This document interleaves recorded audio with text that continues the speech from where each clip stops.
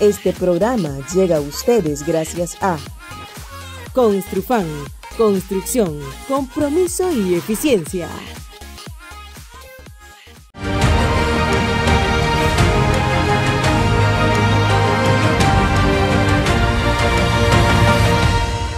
Un saludo a todas las usuarias y usuarios de Debates del Sur Global que nos acompañan como todos los martes aquí desde tu espacio, un espacio para analizar los acontecimientos más importantes de la geopolítica global en un mundo en constante transformación.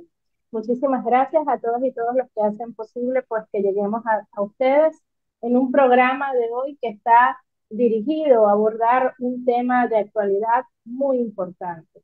La construcción de la multipolaridad es uno de los grandes desafíos que tenemos actualmente. A nuestra generación le corresponde el papel de avanzar, de unirnos, de articularnos y de conocer la importancia de luchar por ese nuevo orden internacional multipolar, pluripolar y pluricéntrico. Desde Venezuela, desde los inicios de la Revolución Bolivariana hemos estado trabajando en esa dirección. La multipolaridad tiene importantes antecedentes en la década de 1997, cuando se generó aquella declaración entre China y Rusia en Moscú en 1997, en la que se planteó la necesidad de consolidar un nuevo orden internacional orientado hacia la multipolaridad. Desde entonces, desde la llegada de Hugo Chávez a la Revolución Bolivariana, también Venezuela se sumó a esta lucha de los países, de las potencias emergentes, por democratizar ese sistema. Actualmente vemos con satisfacción que se han alcanzado importantes logros a nivel internacional. Por eso queremos compartir con todas y todos ustedes las apreciaciones y las conclusiones de un investigador internacional, de un analista, sociólogo y docente que ha estado sistematizando paso a paso todo lo que significa el BRICS hoy como una alternativa, ¿no?, a la pretendida unipolaridad de Occidente. Se trata de Aníbal Garzón, quien es investigador, docente, sociólogo y gran amigo de la Revolución Bolivariana. Ha visitado Venezuela 4 veces, pero además ha estado allí en pie de lucha solidario en favor de la defensa de la soberanía, de la dignidad de los pueblos del sur global.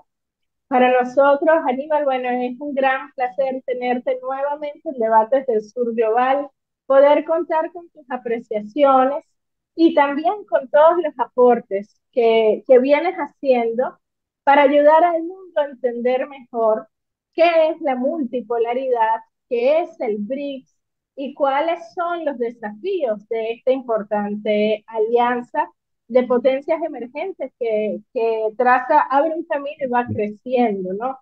Bienvenido a Debates del Sur Global, bienvenido a Venezuela. Espero que nuevamente nos puedas visitar pronto y tenerte acá de forma presencial. Ujú.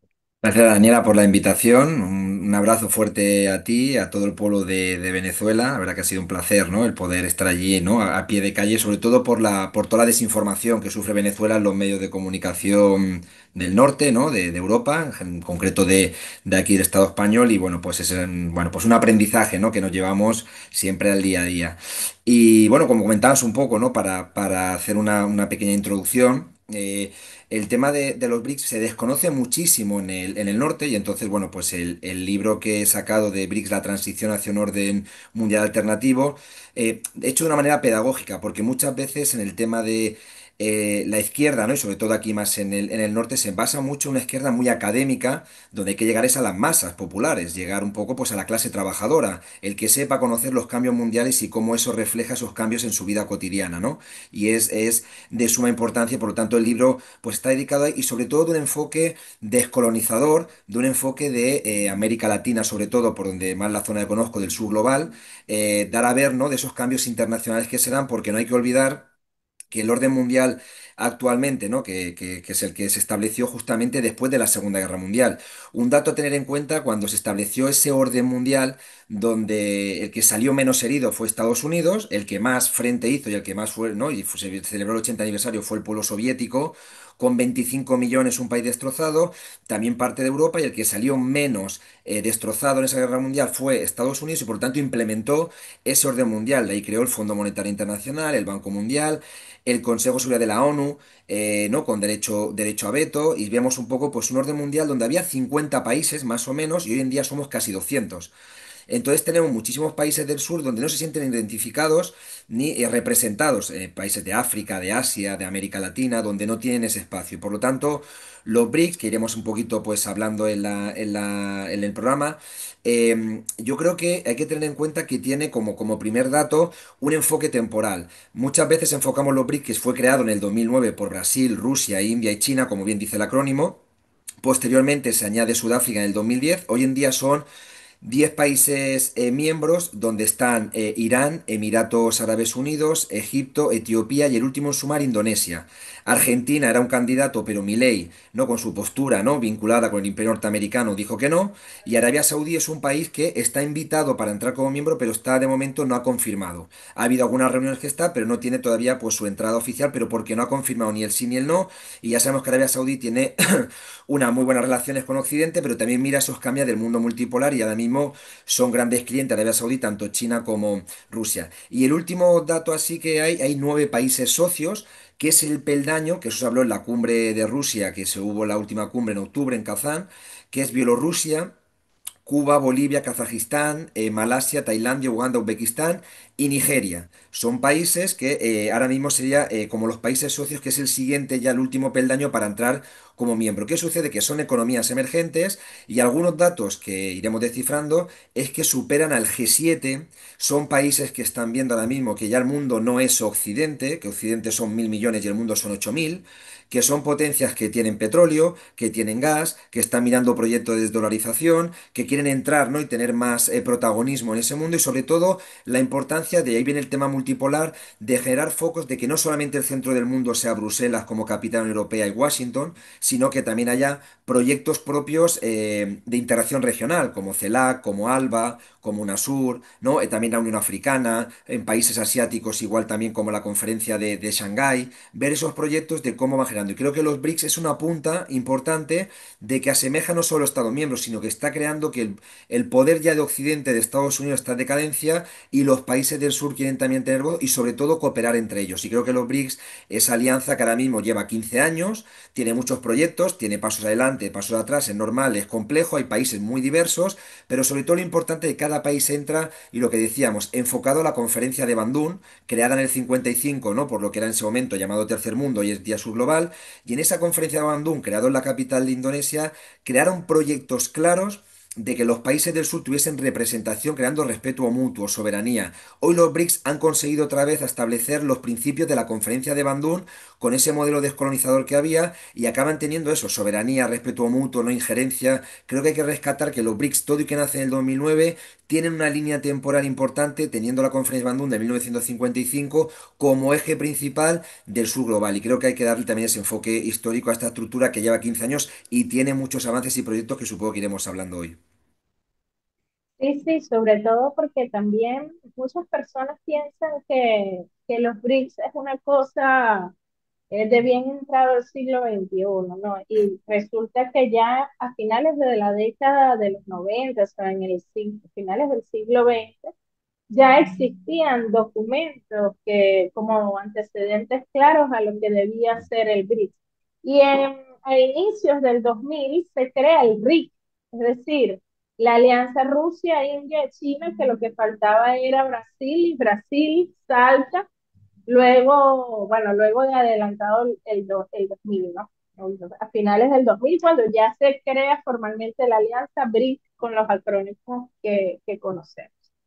Ujú. Bueno, toda esta suma de todos estos países, estos aliados de los BRICS, sin duda alguna genera una gran expectativa, ¿no? Ahí yo pienso que uno de los principales desafíos que tenemos como sur global es saber manejar de forma sabia las expectativas para no poner una presión mucho mayor sobre este grupo que tiene que ir consolidándose paso a paso, ¿no? Y que además tiene que lidiar con toda una campaña de desinformación, con todas unas gestiones por parte de Occidente bilaterales orientadas a tratar de socavar la unidad entre estas potencias, ¿no? Tratando de incrementar que si los nacionalismos, las disputas fronterizas, la competencia entre ellas, pero a mí me parece muy interesante lo que acabas de decir, o sea, para nosotros entender que los BRICS están casados con el espíritu de Bandung, yo pienso que es una de las claves para diferenciar existencialmente este modelo del que tenemos establecido desde el 45 a la actualidad. Ahora, ¿cómo tú analizarías los BRICS en cifras al día de hoy? ¿Cuál es su importancia desde el punto de vista económico, desde el punto de vista de cooperación, desde el punto de vista geopolítico, en el impacto y la creación de nuevas rutas de transporte multimodal, de nuevas rutas comerciales? ¿Cuál es la importancia del Banco de Desarrollo del BRICS? ¿Cómo lo podemos ver en el plano global actualmente? Ujú. Yo creo que de los BRICS a veces nos enfocamos en un tema como muy o material o económico o comercial, ¿no? Pues dentro ¿no? del modelo, ¿no? Decir, bueno, pues aquí tenemos indicadores, los BRICS nacen como economías emergentes, nacen, ¿no? Que iremos hablando el acuerdo de contingencias, que es como la alternativa al Fondo Monetario Internacional, y el nuevo Banco de Desarrollo, que Dilma Rousseff es la presidenta, como alternativa al Banco Mundial. Pero más allá del tema económico que hablaremos, también hay que enfocarlo que rompe mucho con paradigmas de Occidente. Y eso es lo que a veces nos dejamos de lado. Es decir, los BRICS, cuando sobre todo, ¿no? Y a partir del 11 de septiembre del 2001 nos quedaron muy claros esas teorías utilizadas por el imperio, el choque de civilizaciones, el fin de la historia, la teoría de la modernidad, donde todos los países estabas entre el bien y el mal y tenías que seguir el modelo de Occidente para supuestamente desarrollarte, y se ha visto que no, que ha sido un neocolonialismo, ¿no? Y si te ibas de allí ya estabas fuera de su mecanismo ese que mal utilizan democrático. Y te das cuenta que los BRICS rompen con eso, en una cosa. Primero, en el choque de civilizaciones, que parecía que tenías que ser un país católico, de lengua inglesa, ¿no? Europeo, ¿no? Angloamericano, y tenías que tener, pues, un criterio político propio y tal. Y de repente nos vemos viendo como los BRICS. Brasil, un país lusófono, un país prioritariamente católico. Tenemos el caso de Rusia, ortodoxo, lengua rusa. Tenemos el caso de India, hindú. Tenemos el caso de China. Entonces vemos diferentes religiones y culturas y de repente hacen esa alianza. Ya no es que tengas que ser europeo y estadounidense y seguir su dinámica países de la OTAN, sino que tú ves que países muy complejos y muy diversos, con diferente cultura, modelo económico, modelo político y tal, religión, y de repente establecen esas relaciones. Y eso es lo que rompe con los paradigmas de Occidente. Eso es un primer lugar.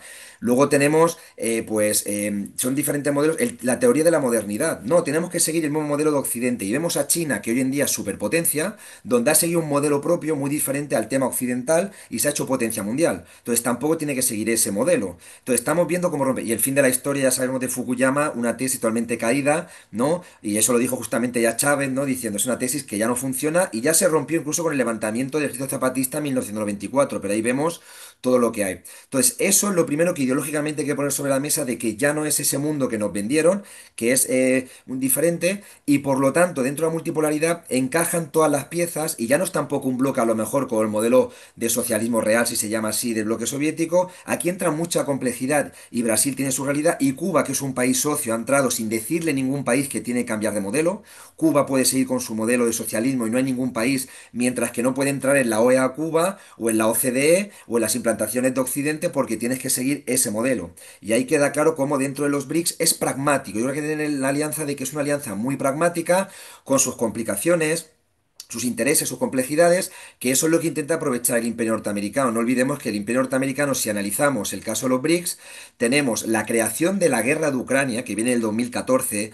Justamente el que estaba allí era el candidato John McCain, candidato republicano. Él estuvo vinculado con toda la oposición que dieron un golpe en el 2014 en contra del modelo que había en ese momento en Ucrania, porque era un país que estaba tirando para la línea rusa, pero simplemente por una cosa muy clara, porque el Fondo Monetario Internacional le decía a Ucrania lo que tenía que hacer, te doy el dinero, pero tú tienes que privatizar educación, salud, tal, tal, y en el caso de los BRICS, el nuevo Banco de Desarrollo, el acuerdo de contingencias, da el dinero que tiene que dar, el país lo devuelve y pueden implementar las políticas que quieran de desarrollo. Cuba tiene un modelo muy diferente a Emiratos Árabes. No le están diciendo dónde tiene que hacer. Por lo tanto, más democrático las estructuras de los BRICS, porque cada país puede tener su soberanía y no hace falta que le digan, te dejamos el dinero y tienes que hacer recortes, como el consenso de Washington en América Latina en los años 80 y 90, que todo el dinero que llegó, finalmente, o lo que están haciendo con Argentina, ¿no? Con Macri, con Milei. Los BRICS en este caso son mucho más democráticos, implementan la soberanía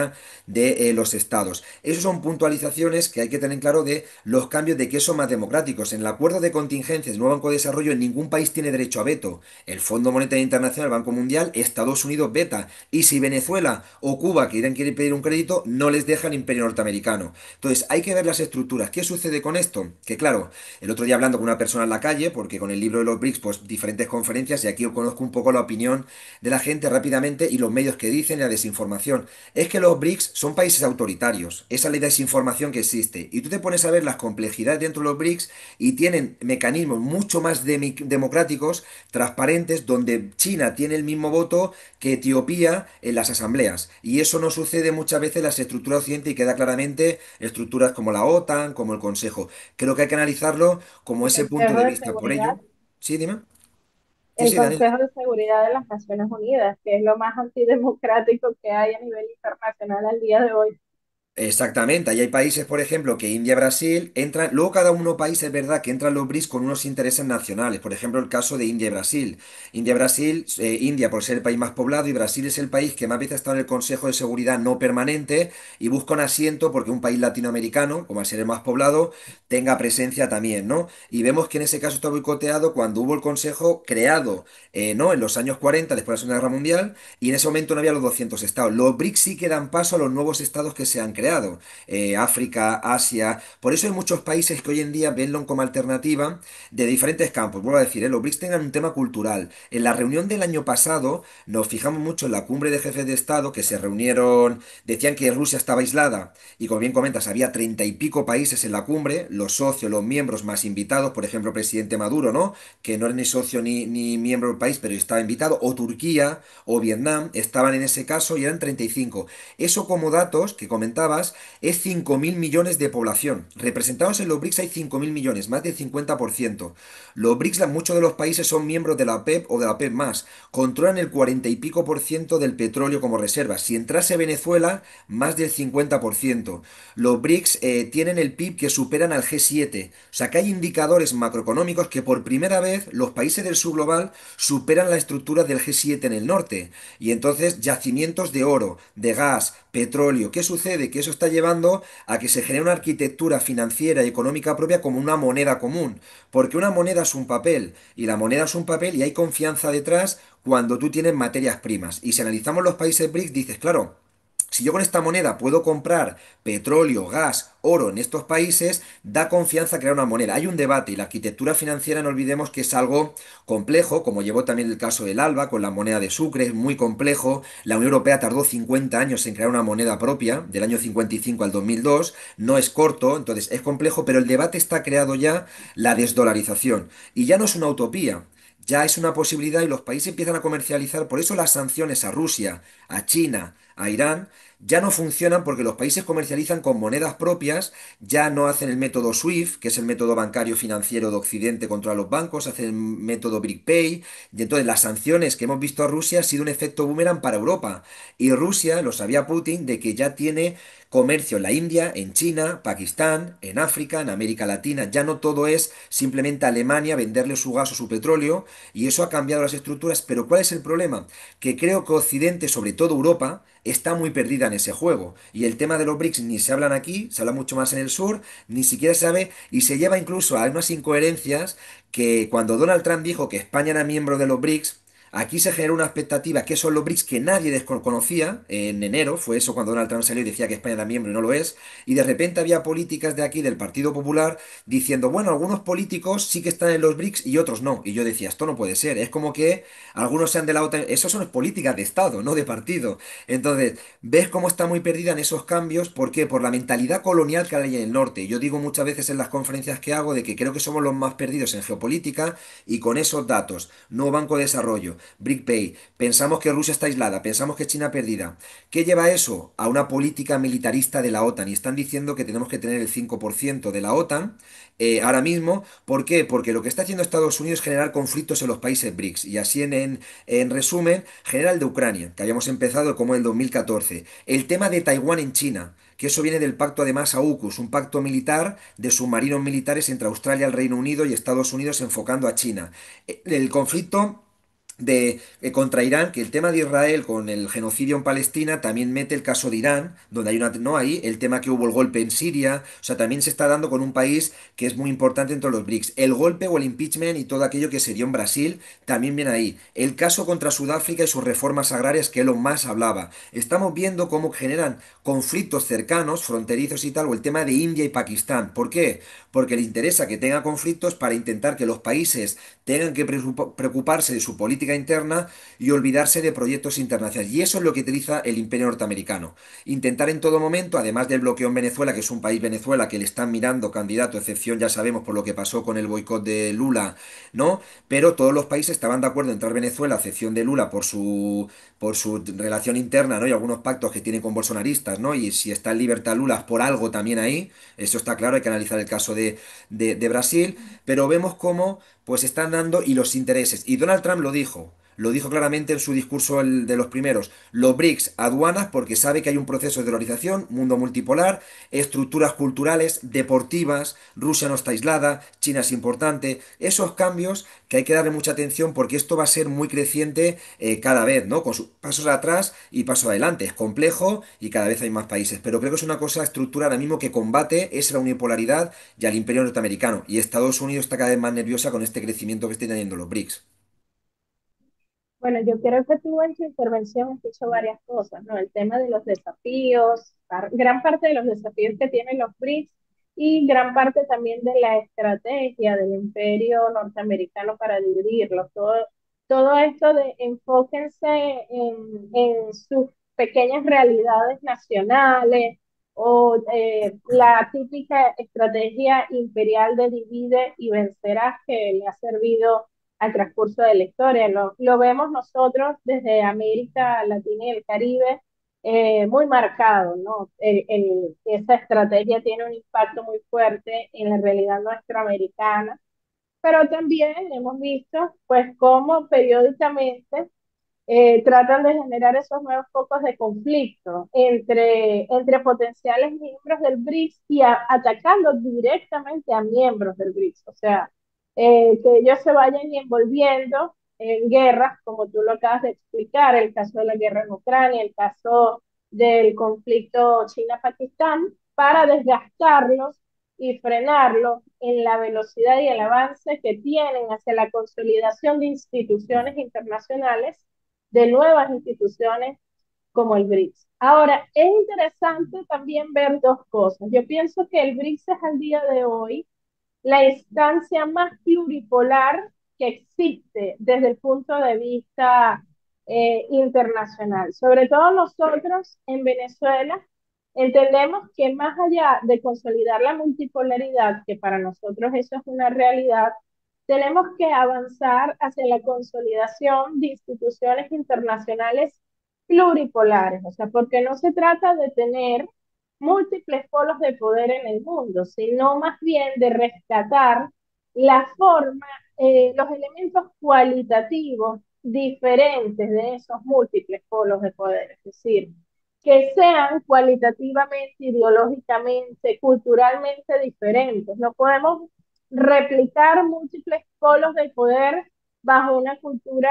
occidental, universalista, bajo la misma visión del desarrollo de Occidente, todos vestidos iguales, todos con el Dios comercio y consumo iguales. No, la idea es rescatar los aspectos de diversidad religiosa, étnica, cultural, y yo pienso que al día de hoy, como tú lo explicaste magistralmente, eso es una de las principales riquezas y fortalezas del BRICS. Y es interesante porque mientras esto por un lado es una fortaleza y es una demostración de que sí se puede siendo diferentes, como decía Bolívar, ¿no? La unidad en la diversidad.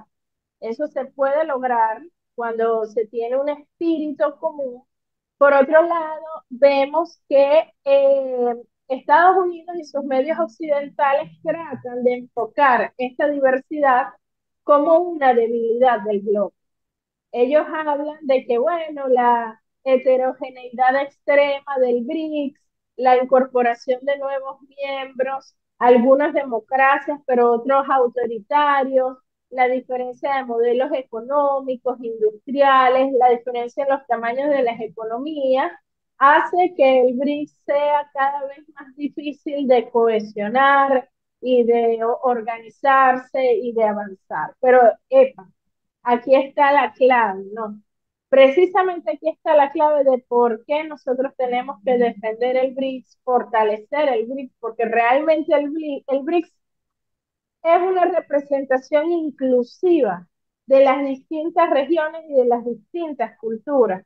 Al final, lo que nosotros queremos es reivindicar las identidades nacionales y las particularidades históricas y culturales más allá de esa visión universalista occidental, en donde todos tenemos que tener las mismas creencias, vestirnos igual, y yo pienso que realmente este ha sido el gran fracaso de los globalistas hasta ahora y de todos aquellos que nos han querido imponer un gobierno mundial. ¿Cómo lo ves tú?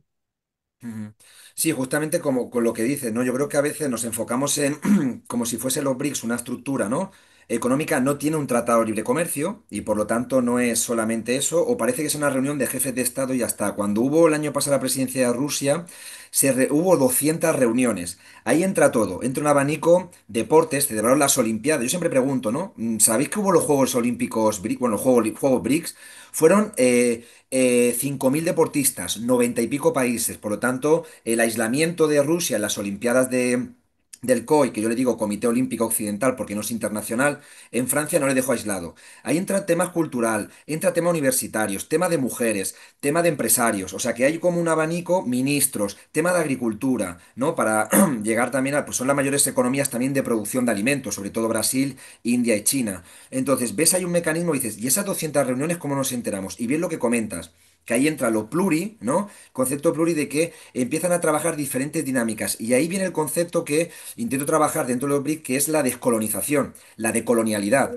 porque se trabaja con ello. Llega un momento y que haya una reunión de mujeres y de repente vaya una mujer brasileña y vaya una mujer iraní y se vean tan diversas, ¿no? En sus tradiciones, culturas y se pueda sobre todo el respeto mutuo y conocer la cultura del país, eso es de suma importancia porque Europa, con las barbaridades que ha hecho en América Latina, en África y en Asia, a Estados Unidos, lo que han hecho siempre es el modelo colonialista el colonialismo segundo, aunque se independizaron países políticamente, seguían estando y se ve un poquito los movimientos que hay ahora mismo en Sahel, los movimientos de Burkina Faso, de Níger, no diciendo, bueno, Francia nos sigue todavía colonizando, su moneda, su cultura, sus militares aquí en el Sahel de la OTAN. Por lo tanto, es una estructura que empiezan a ver diciendo, bueno, tenemos riquezas culturales, tenemos las universidades muy buenas también en China, en Rusia, en Brasil, hay que compartir conocimientos, conocimientos médicos como la vacuna de Cuba, que la vacuna que tuvo de Cuba en el COVID, por ejemplo, esa no fue aprobada por la Organización Mundial de la Salud.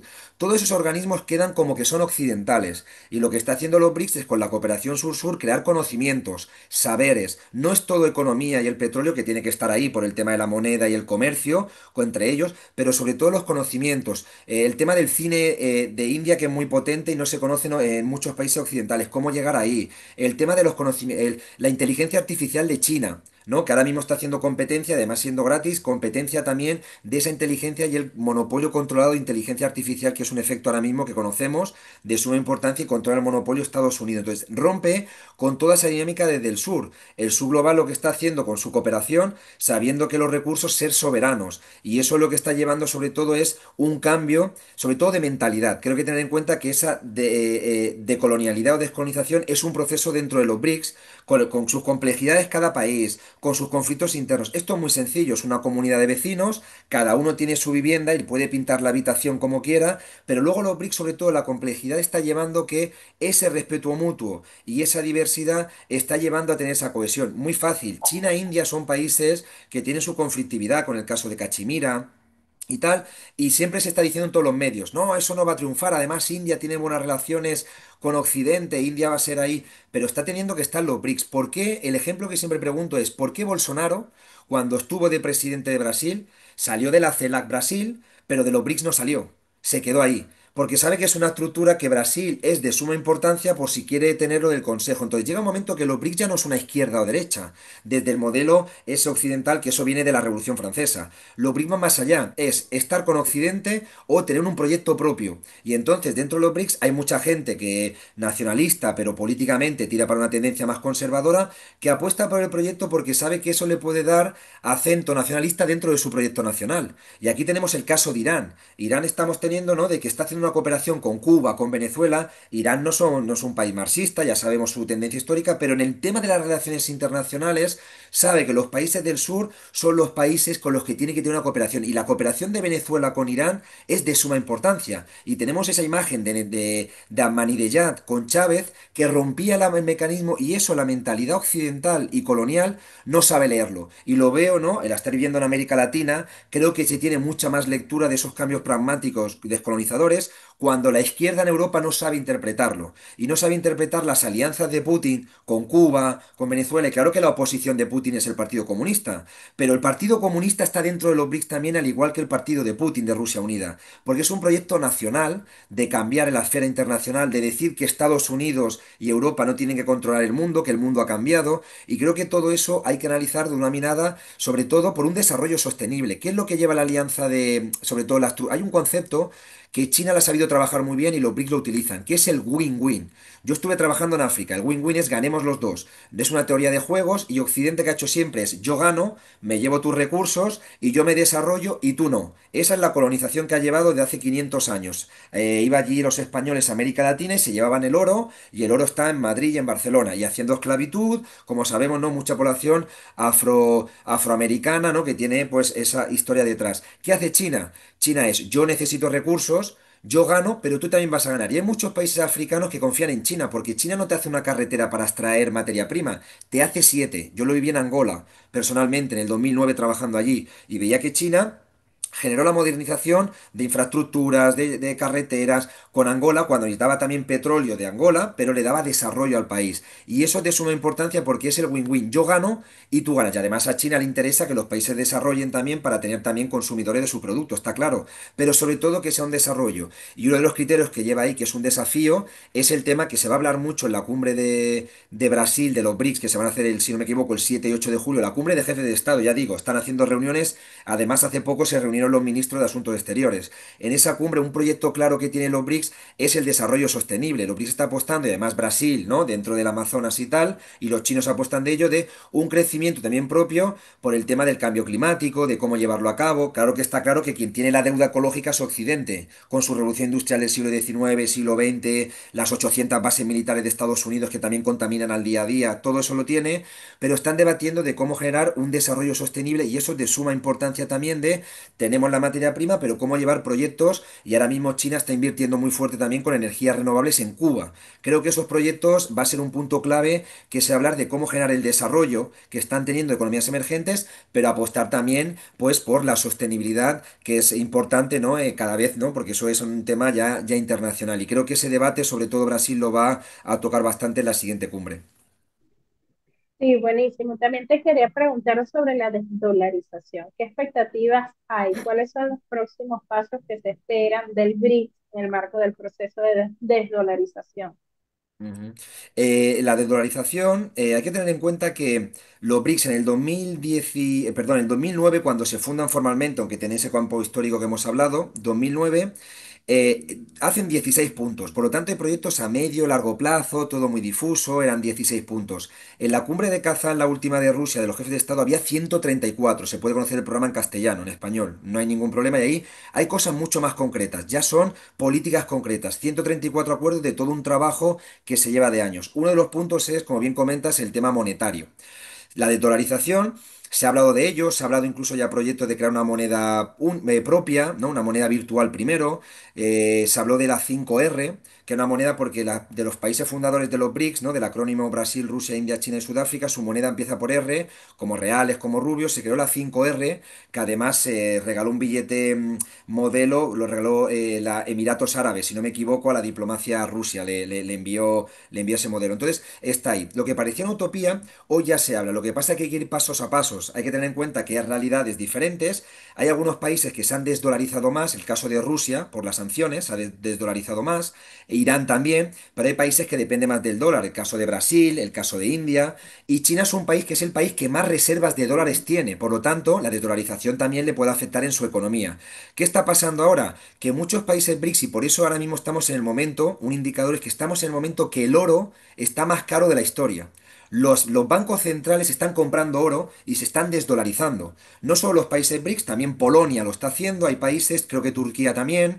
Entonces, ven cada vez menos de confianza con el tema del dólar y están consiguiendo el oro cada vez más y eso lo está haciendo también China porque se está quitando, diciendo, claro, las sanciones de Estados Unidos que le hacen a Rusia le han robado millones y millones de dólares a Rusia. Entonces dicen, claro, el dólar me genera desconfianza y todos los países saben que el dólar depende muchísimo, primero del tipo de interés, como fue la crisis de la deuda de América Latina, decide la Reserva Federal el precio del dinero y tu deuda aumenta. Y segundo, las sanciones que te pueden hacer en mecanismos como el método SWIFT, ¿no? Todo lo que es el método bancario. Los países, muchos del sur apuestan que ahora mismo se tiene que hacer. Por lo tanto, la utopía que era hace 20 años, hoy hay ciertos mecanismos pragmáticos y se habla de ello. ¿Qué han empezado los países a generar como primer mecanismo? Y eso está en el acuerdo de los BRICS de la cumbre de Kazán del 2023, de monedas locales. Eso lo han utilizado los países europeos antes de salir el euro en el 2022. Un español podía comprar con la moneda española en pesetas a Francia y Francia podía comprar en España con francos. Son países vecinos de mucho comercio y Rusia y China ahora mismo el 80% de sus transacciones son con moneda local.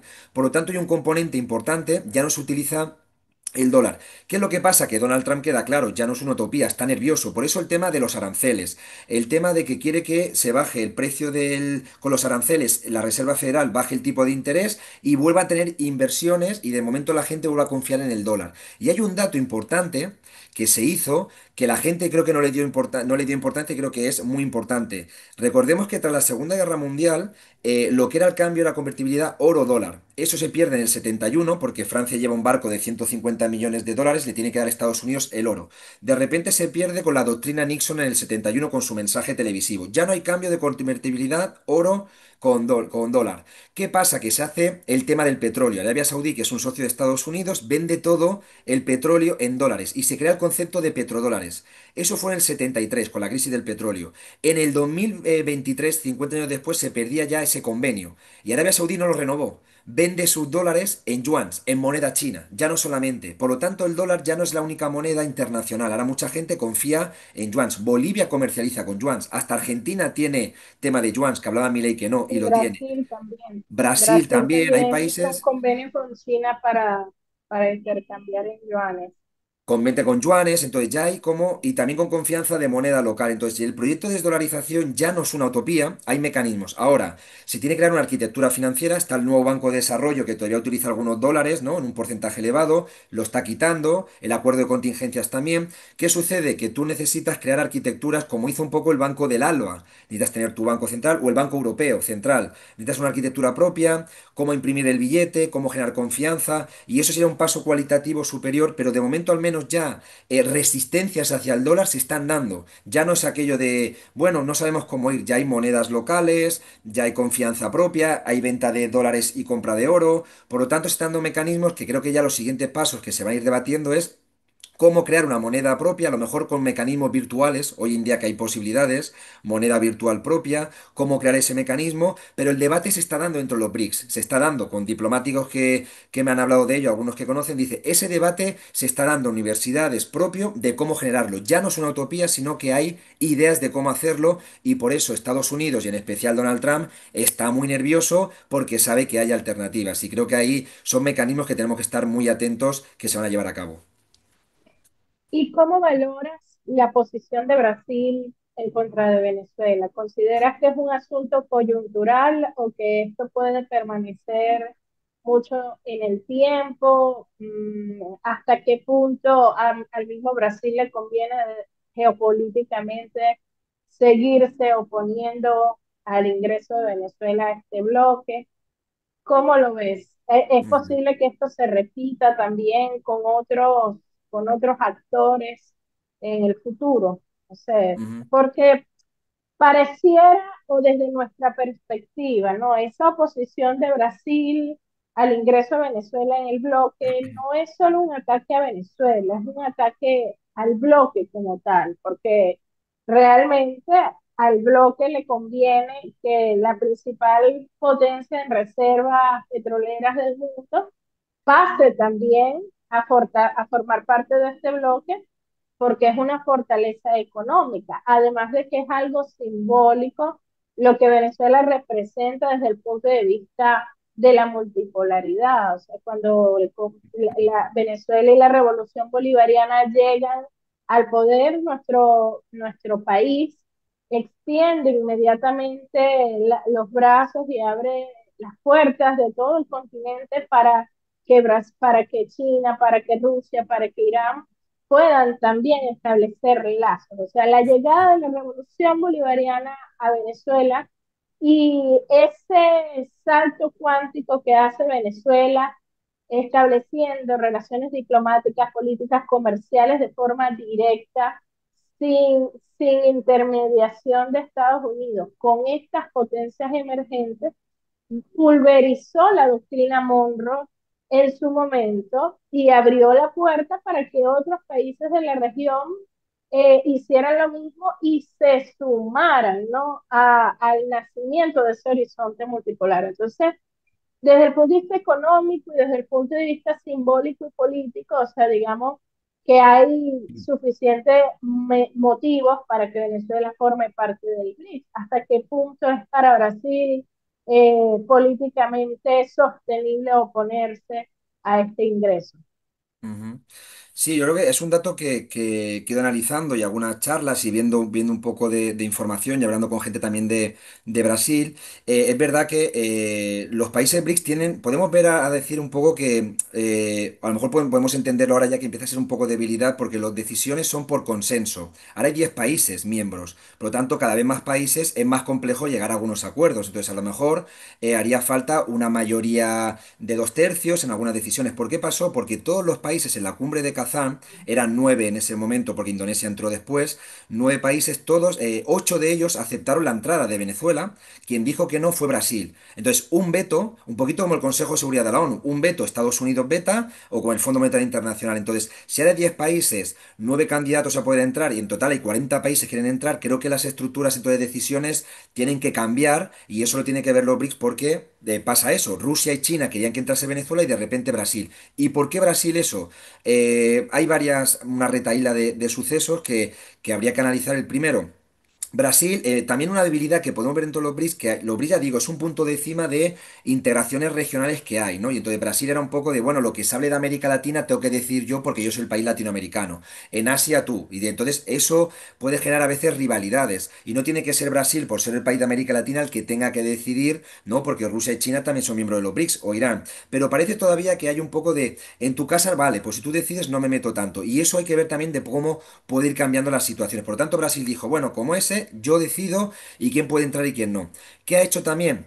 En este caso, Brasil hay que analizar que Brasil viene de una tendencia Lula, de una tendencia que no es del ALBA, es del Mercosur, ya incluso en el primer fenómeno de Lula, nunca fue país del ALBA. Entonces, es una izquierda más moderada que buscaba su alianza un poco, ¿no? Con Argentina, con Uruguay, con Paraguay, una izquierda más moderada, por decirlo así, y no una izquierda tan antiimperialista y rupturista como Cuba, Venezuela, Ecuador, ¿no? En su momento, Bolivia. Entonces, ¿qué intenta Lula?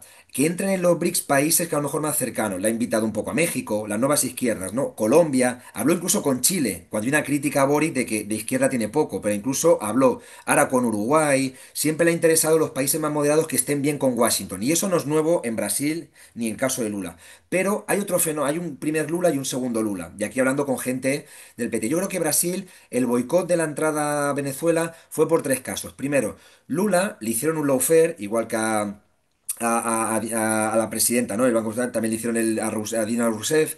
Eso, ahora mismo Lula no controla el Senado, no controla el Parlamento, perdón, no controla el Poder Ejecutivo. Hay sectores bolsonaristas que están dándole la gobernabilidad. Él viene de un golpe de Estado, de la cárcel, por lo tanto, yo boicoteo la entrada a Venezuela y no olvidemos que Venezuela es agenda internacional de todas las derechas, aquí también en España. Si atacas a Venezuela va a estar contento tu oligarquía, ¿no? Tu derecha nacional. Entonces, hizo un poquito eso Brasil de, bueno, porque Lula. Claro, de repente le sacan de la cárcel. ¿Qué pasa? ¿Ha cambiado el poder judicial y el lawfare? Se habla de que hubo ahí. Que hubo ahí de Lula, ¿no? De moderarse más, de incluso, ¿no? Generar aquello de algunos boicots todavía a Venezuela. ¿Qué ha pasado? Y de repente sale de la cárcel. El lawfare la ha tenido Lula y el poder judicial ha sido el mismo en Brasil. Es un poder ahí. Entonces, de repente, ese cambio que hay. Por lo tanto, eso fue una. Generarme estabilidad interna boicoteando a Venezuela y diciendo que las elecciones han sido democráticas.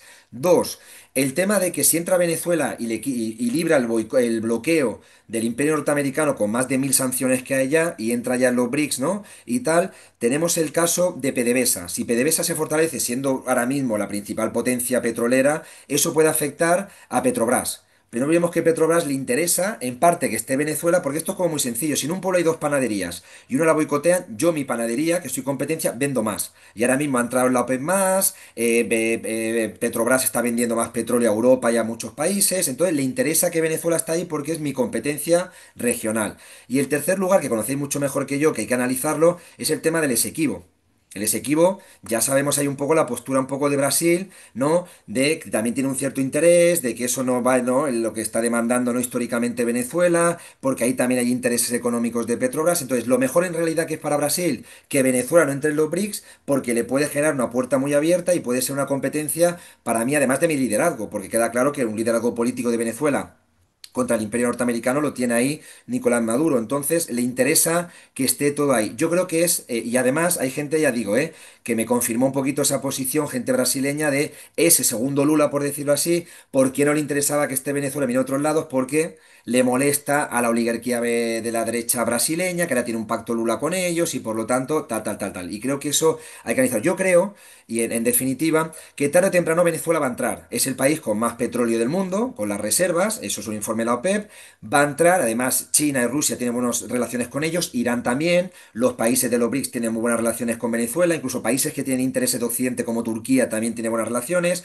Venezuela ha jugado muy bien con Oriente Medio, miembro de la OPEP, uno de los fundadores, y tarde o temprano va a entrar. Ahora, a lo mejor no cuando esté Lula, un futuro candidato dentro del PT que ya no le quiere ese, ¿no? De que tenga Lula, pueda entrar. Veremos también si cambian dentro de los BRICS las presiones porque Rusia y China apuestan y es muy de suma importancia que Venezuela, porque no solamente a nivel económico y político, sino a nivel simbólico. Venezuela es de la cooperación sur-sur, es un modelo contra el imperio norteamericano, sobre todo esa resistencia que está teniendo contra el bloqueo inhumano que está llevando el imperio y creo que eso queda claro, ese referente, al igual que Cuba, que no es una potencia emergente y es como miembro socio. ¿Por qué?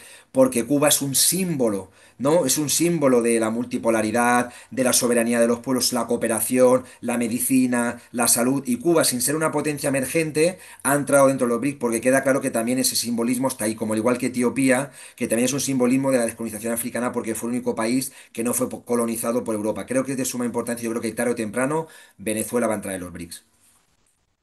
Bueno, no, maravilloso. Ya nos queda poco tiempo, Aníbal. Me gustaría que nos dieras un mensaje sobre, bueno, cuáles son los próximos pasos, qué debemos estar pendientes en esta cumbre del BRICS que tiene al mundo con gran expectativa y por supuesto que nosotros desde Venezuela y los pueblos del sur global seguimos muy de cerca. Ujú. Hay varios, contando lo del informe que hablamos de los 134 acuerdos, al final es un seguimiento, ¿no? Sí que es verdad que las presidencias, como sabemos, van cambiando. Rusia lo tuvo el año pasado, este año la tiene Brasil. Yo creo que va a haber varios desafíos, ¿no? Que hemos comentado algunos. Uno es el tema del desarrollo sostenible, de cómo llevarlo, pero propio creado desde el sur. No olvidemos el tema creado desde el norte, que te digan, no, la huella ecológica y desde el norte y nuestra tecnología, no, no, creado desde el sur. Es un desarrollo sostenible creado desde el sur y creo que China es de suma importancia en llevar a cabo su propia industrialización, ¿no? De cómo ser el impacto ambiental mínimo. Además, el país, ¿no? Que tiene el pulmón, ¿no? Que es el Amazonas, va a ser un claro proyecto ahí. Otro proyecto hemos hablado de la inteligencia artificial. Eso es de suma importancia también de cómo el sur crea su propia inteligencia artificial. En este sentido, no olvidemos, controlaba toda esa inteligencia y las grandes empresas, ¿no? Del Silicon Valley controlaban eso y de repente un chino creó una inteligencia artificial y se perdieron 500.000 millones en la bolsa de Nueva York. Eso queda claro que es economía financiera, es un capitalismo que se puede derrumbar en cualquier momento, sobre todo con el tema de deuda financiero en el imperio norteamericano. Quien tiene la productividad es China. Creo que van a potenciar mucho el crear su propia industria, su propio producto, cooperar entre ellos, sus propios avales, ¿no? Productivos en el tema de farmacias, tema de conocimientos, son cosas que se están dando en los BRICS que tienen que ganar. Otro es el funcionamiento interno, con lo que decía, la suma, hay 40 países que quieren entrar. Cómo llevar esas estructuras también, ese funcionamiento, ¿no? Dentro de las decisiones, que es otro desafío importante. Y una cosa que clara, que va a quedar es, de momento los BRICS no es una alianza militar, pero está ahí también, porque no olvidemos, la OTAN está hablando de un 5% de presupuesto. Se hablaba del 2, lo hablaba Obama, el premio Nobel de la Paz, entre comillas, ¿no? Porque no se había dado nunca, con sus 7 guerras, en el 2014. Hoy, 2025, está hablando el secretario general de la OTAN del 5%. La OTAN lo que está llevando a cabo es, vuelvo a decir, la OTAN no es defensa, es ataque. Igual que invadieron Libia, que era un país que hablaba, ¿no? Gaddafi en su discurso en la ONU, la multipolaridad, desdolarización, invadieron el país y asesinaron a Gaddafi, queda claro que también tienen que llevarlo. Actualmente llevan proyectos militares de cooperación, sin ser un nombre de los BRICS, pero dentro, Brasil, perdón, China, Irán y Rusia están teniendo entrenamientos militares conjuntos, sobre todo, ¿no? En la zona cercana a Israel, el tema también por el caso de Yemen, todo lo que es en esa zona de los países árabes están teniendo entrenamientos. Creo que la cooperación militar, que no solamente son armas, es conocimientos, es industria, es inteligencia artificial, es un punto clave que tienen que llevar porque la OTAN queda claro, está aumentando, tiene 800 bases Estados Unidos, en Europa todo están llevando a cabo como un discurso de recortes en salud y educación y a lo militar porque nos pueden invadir los rusos, eso es lo que están creando, que parece que a Madrid vaya a venir un cohete desde Moscú y todo eso está creando. Yo creo que uno también es empezar a llevar a cabo ya acuerdos militares, sin ser una alianza militar, pero que acuerdos también teniéndolos siempre como defensa, cooperación dentro de la soberanía y el respeto mutuo. Queda claro que China no ha invadido en 40 años un país. Y no es como la OTAN que ha invadido Estados Unidos 13, incluso bombardeó Panamá, ¿no? No están en ello, pero la cooperación como defensa la tienen que tener clara. Y creo que es un punto que también, entonces, dentro de todo, además de eso, hay que tenerlo claro. Entonces está lo económico, la defensa, lo cultural, el conocimiento propio, la cooperación sur-sur y sobre todo una cosa clara también, ¿no? Políticas, cooperación en políticas propias, ¿no? De que desarrollo, reducción de pobreza, alimentos, eso es muy importante, porque no hay que analizar los BRICS solo como una macropolítica o geopolítica, sino también cómo puede beneficiar los BRICS y esa cooperación entre pueblos hermanos en su desarrollo propio. La gente quiere comer, la gente quiere salud, quiere educación, y eso también son elementos que los BRICS ya lo trataron, vuelvo a decir, en su fundación, porque hablaron del tema de alimentos para todos, ¿no? Y generar pobreza cero, y eso se habló en el 2009. Creo que es otro componente que está ahí. Por lo tanto, son elementos que saldrán de esa manera, voy a decir, dando continuidad a lo de Kazán en Rusia, porque no es un punto y aparte, es un trabajo de años que tenemos que analizarlo, que creo que se van a tratar puntos nuevos, pero también ir trabajando, que vuelvo a decir, invito a que la gente lo pueda leer, que se puede encontrar en Google, ese documento, porque diga muy claramente los pasos pragmáticos, concretos de los BRICS, porque ya no es algo difuso, que hasta incluso Immanuel Wallerstein hablaba de que los BRICS eran difusos, y creo que ya queda como algo claro y es un desafío contra la unipolaridad y contra el imperialismo norteamericano que lo tiene ya en agenda de cómo intentar desestabilizar eso, pero los BRICS cada vez están más fuertes y cada vez más pueblos hermanos del sur quieren añadirse a esa bloque, si se llama de esa manera, o esa alianza que es de suma importante para el desarrollo propio de los pueblos. Bueno, bien, muchísimas gracias, Aníbal Garzón, docente, sociólogo, investigador, especialista en temas de relaciones internacionales, por compartir con nosotros en Debates del Sur Global tus apreciaciones, y también quiero invitarlos a todas y todos a que te sigan en tus redes sociales, si las puedes compartir Ujú. en Twitter. ¿Tú estás en X? En X es la que más utilizo, como Aníbal.Garzón creo que es la cuenta, que hay como casi 100.000 seguidores, es la que más utilizo. Al Y final ya las también otras son un poco más, pero la más conseguir política es esa la que... tu libro, el BRICS como alternativo, como nuevo orden mundial alternativo, algo La así. transición, yo le digo la transición hacia un orden mundial alternativo, que lo tengo Ok, justamente aquí, porque lo del nuevo orden mundial la hablaba en teoría de la conspiración. Entonces es un orden mundial sí, alternativo y queda abierto a cualquier país se puede sumar a esa alternativa a la unipolaridad controlada desde Washington. Y ese es el libro que sacamos en octubre en ACAL. excelente. Está ya en Argentina, está en México y tenía mucho interés y posibilidad de saber, he hablado, porque me encantaría que llegase a Venezuela, si, vamos, gratuitamente si hiciera falta, porque no es ánimo de lucro, esto es militancia, ¿no? Creo que es conocimiento y ojalá también se pueda llevar allí o presentar en Venezuela, que bueno, estamos intentando ver si hay una posibilidad. Claro que sí, vamos a trabajar juntos por eso.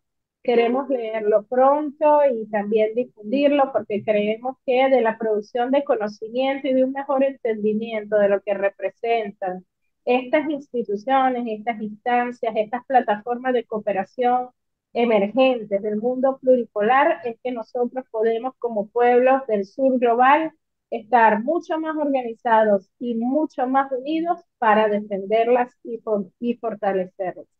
Bueno, desde esta manera, desde Caracas, la bolivariana, la revolucionaria, nos despedimos de todas y todos, agradeciéndoles una vez más por acompañarnos aquí en Debates del Sur Global e invitándoles a seguirnos en nuestras redes sociales, @Debates del Sur Global. Estamos en YouTube, estamos en Instagram, también tenemos un canal en Telegram, en donde siempre estamos estableciendo nuevos nodos de comunicación, reproduciendo y difundiendo todo este tipo de iniciativas que van en pro de la independencia, la soberanía y la liberación de nuestros pueblos del sur, del colonialismo y del imperialismo occidental. Bueno, muchísimas gracias a todos y todas y será hasta una próxima ocasión que nos estaremos viendo aquí en Debates del Sur Global.